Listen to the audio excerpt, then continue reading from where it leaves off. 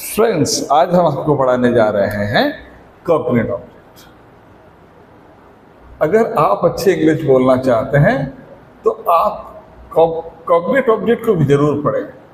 कॉग्निट object एक ऐसा object जिसकी उत्पत्ति वर्ब से ही होती है। वर्ब और कॉग्निट ऑब्जेक्ट दोनों एक ही होते हैं। देखिए, आज हम ऑब्जेक्ट के बारे में आपको बताते हैं। जैसे एक सिंपल सा वर्ड है स्लीप। स्लीप क्या होता है? सोना। अब नींद को क्या कहेंगे? तो नींद को भी स्लीप ही बोलते हैं। मैंने कहा to sleep a sound sleep. अगर मुझे यहाँ पर यह कहना है कि वो एक गहरी नींद सो रहा है, then he is sleeping a sound sleep.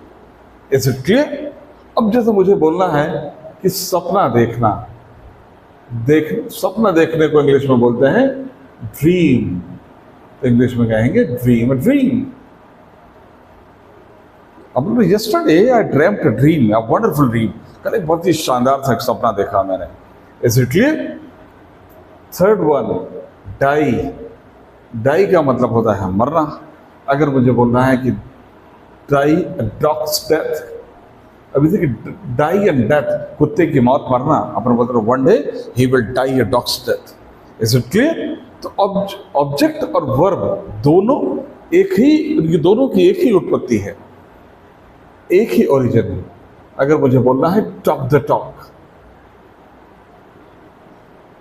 Talk the talk is a wonderful one. Talk the talk का मतलब होगा कि जो कहना चाहते हैं वो कहो, अभिव्यक्ति सही होनी चाहिए। You will have to talk the talk. अगर आपकी वोकैबुलरी अच्छी है then only you can talk the talk. अगर मुझे बोलना है वॉक द वॉक,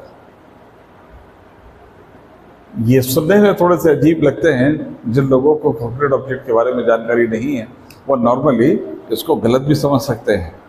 यहाँ पर बोलेंगे वॉक द वॉक का मतलब होता है जो कहते हैं, जो बताए हुए रास्ते हैं उस पर चलो, walk the walk. Is it clear?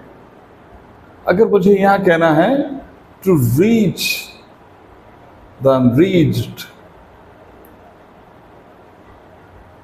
मतलब उन लोगों तक पहुंचना जिन तक अभी तक कोई पहुंचा ना हो। ऐसा बोलते ना, government will have to reach the unreached. सरकार को या सरकार की नीतियों को उन लोगों तक पहुंचना है जिन तक आज तक कोई पहुंचा नहीं है। Reach the unreached. देखिए, वही वर्ब और वही ऑब्जेक्ट, इसको क्या कहते हैं? कॉग्निट ऑब्जेक्ट। इसको जरूर पढ़िएगा और बहुत अच्छे से पढ़िएगा। अगर मुझे यहाँ पर यह कहना है to fight a tough fight, to fight a tough fight, जैसा अगर मैं यहाँ पर यह कहूँ कि तुम्हें एक कठिन लड़ाई लड़नी होगी, you will have to fight a tough fight for this. You will have to fight a tough fight. Is it clear? अगर मुझे बोलना है to smile a gentle smile, Hindi में कहेंगे कि एक मंद सी मुस्कान रखना, then you will have to smile a gentle smile. You will have to smile a gentle smile. One more I give you, if I say compare the incomparables,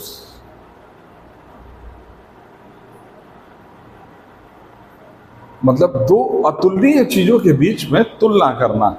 कई बार ऐसा होता है कि हम लोग दो अलग अलग चीजों के बीच में तुलना कर बैठते हैं, तो अपन बोलते हैं you are comparing the incomparables. Is it clear? अगर आप अच्छी इंग्लिश बोलना चाहते हैं तो आप इन सब चीजों को सीखिएगा। You will have to learn all the things one by one, और बहुत ही क्लियरली आपको सारी जानकारी मिल जाएगी। इतना मुश्किल नहीं है, but the thing is important that you will have to take interest in learning out all these things. Compare, अगर मुझे बोलना है पोस्टपोन द प्रोक्रास्टिनेशन। अब प्रोक्रास्टिनेशन का मतलब भी टालना ही होता है। अगर जैसा मुझे कहना है कि इस टालने की जो प्रक्रिया है ना, उसको टालना चाहिए, then you will have to postpone the procrastination for doing something in your life. अगर जीवन में आप कुछ अच्छा करना चाहते हो तो आप ये जो प्रोक्रास्टिनेशन को पोस्टपोन करना पड़ेगा आपको। Is it clear? तो ये जो है ऑब्जेक्ट और वर्ब, इन दोनों का ओरिजिन एक ही है, दोनों एक ही मिलेंगे। जैसा fight a tough fight, smile a gentle smile. अगर हम यहाँ पर यह कहें टू लाफ, यानी हंसना, to laugh a violent laugh, Hindi में अपन कहेंगे